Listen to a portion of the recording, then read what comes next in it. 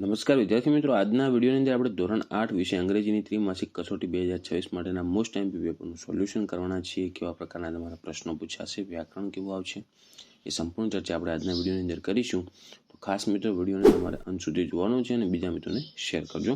પહેલાં મિત્રો તમારે 5 MCQ આપેલા છે, જેમાં જો પહેલો આપેલું છે કે vote does the child want to B in the first stanza, મતલબ કે બાળક પહેલી સ્ટાન્ઝામાં શું ઈચ્છતું હતું બનવા માટે. તો એમાં જવાબ આવશે બી, ઓપ્શન બી જવાબ આવશે, અ ટ્રી.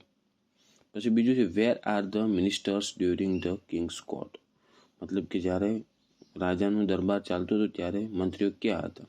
તો એમાં જવાબ આવશે option C, at the sadhus camp, મતલબ સાધુના કેમ્પ ઉપર. ત્રીજું, ધ સાધુ કેન પ્રોડ્યુસ ખાલી જગ્યા ફ્રોમ ધ એર. તો એમાં જવાબ આવશે B, gold coins and ash. ચોથું, who plucked the first hair from the sadhu's beard. તો એમાં જવાબ આવશે ઓપ્શન સી, તેનાલી રામન. પાંચમો, which animal is discussed in a ઓ આઉચ યુનિટ. ઓકે, તો એમાં જવાબ આવશે બી, એલિફન્ટ.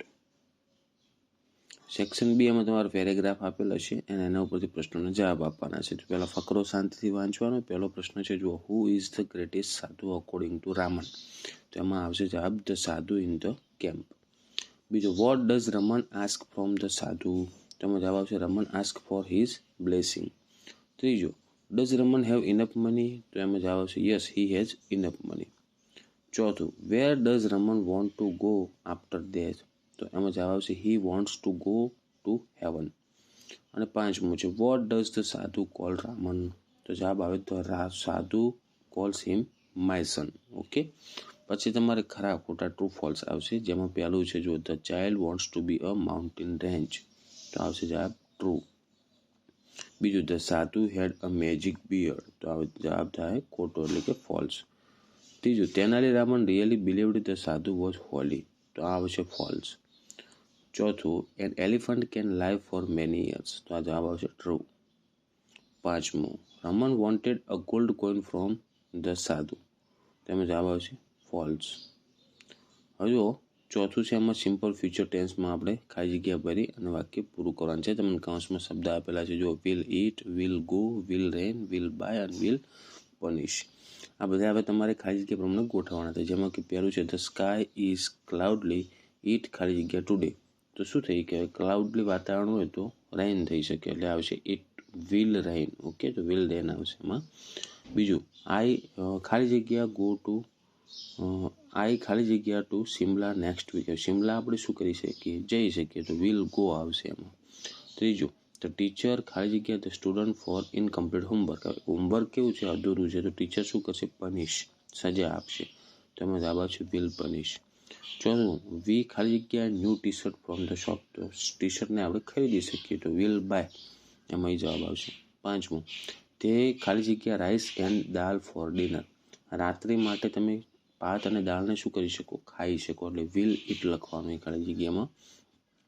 પછી જો આગળ છે ગુડ હેબિટ અને બેડ હેબિટમાં આપણે વર્ગીકરણ કરવાનું છે, જેમાં તમે જો spitting on road, helping friends, waking up early, throwing waste in garden, respecting elders, આ બધી ક્રિયાઓ બતાવી છે. આમાં ગુડ હેબિટ્સ એટલે કે સારી બાબતો કઈ અને બેડ હેબિટ્સ એટલે ખરાબ બાબતો કઈ, એમાં આપણે વર્ગીકરણ કરવાનું. તો ગુડ હેબિટ્સમાં મિત્રો જો આવશે helping friends, waking up early અને રિસ્પેક્ટિંગ એલ્ડર્સ. અને બેડ હેબિટમાં આવશે સ્પીટિંગ ઓન રોડ અને થ્રોઈંગ વેસ્ટ ઇન ગાર્ડન.